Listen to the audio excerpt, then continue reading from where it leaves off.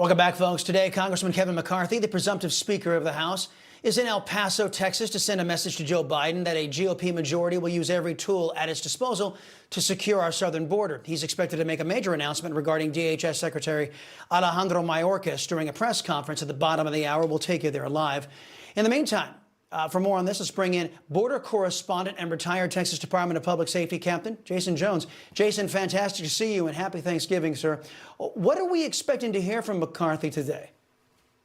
Chris, good afternoon. It's good to be with you, and happy Thanksgiving to you as well. Here's the thing about the representative being in El Paso, Texas, and why it is so important that he went there. El Paso, Texas now is ground zero for the border crisis. Last month in October, 53,000 apprehensions. And of that, 20,000 people got away into the country. So there's not enough personnel from U.S. Customs and Border Protection to keep up with the movement of people transitioning from Del Rio into the El Paso sector. The other part of this is we've got the winter that is now hit. So the elevation there is much higher. Here's the problem, though. There's another concern, and that is I just got back from Philadelphia, Chris. I've got to tell you, we have truly transitioned into a public safety and national security issue. As bad as the border has been and as bad as the immigration issue is, we have really taken our eyes off of what is happening on the national security front. And so the representative is going to have a lot on his plate as he moves into his new position. Okay, the U.S. Drug Enforcement Administration is warning that 6 out of 10 fentanyl-laced fake prescription pills now contain a lethal dose of fentanyl. As you said, you went to Philadelphia, where the crisis is really coming to a head. Let me show the folks at home some of these photos from a pill mill taken down by local law enforcement there.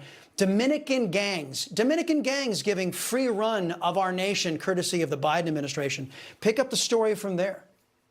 And they act as middlemen. What really happens there is the Sinaloa cartel. What local and federal law enforcement told me, Chris, is that they are 100% in Philadelphia and in New Jersey responsible for the fentanyl crisis that you're seeing play out in these videos that we have. The other part of this is those Dominicans then take that dope and they move it into these pill mills. From there, they move it in from powder form into 0.03 grams in bag after bag. The seizure that you're seeing there was 30,000 individual units. Each bag sells for $10. That Dominican gangs then move it to street corner dealers who sell it to addicts for about $10 per baggie. But here's the issue with this. During my career, I've been in a lot of heroin dens, Chris. I have never seen an open air fentanyl market, what law enforcement described to me out there as the largest on the East Coast. We have to think of things different. We can no longer look at the heroin drug problem of the past into the fentanyl crisis that we face today, because it is truly a change. So if Representative McCarthy is really paying attention, when he leaves that border, he needs to see the impact to Americans in our inner cities. Because I have to tell you, I was stunned at what I saw in the human tragedy taking place.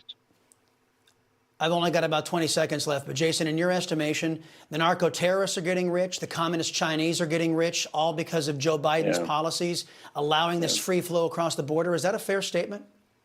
It absolutely is. And not only that, Chris, we've got to take them on, and we've got to do it with a sense of urgency, and we need to do it now. These labs are too big, and you see it in the amount of overdose deaths, what's happening to our citizens domestically, but also in the seizures that are happening in our country and at the border. We can't keep up with the amount of the dope that they can produce and then ship into our country.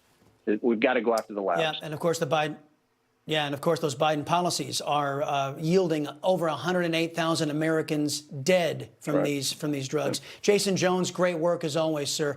Have a happy Thanksgiving.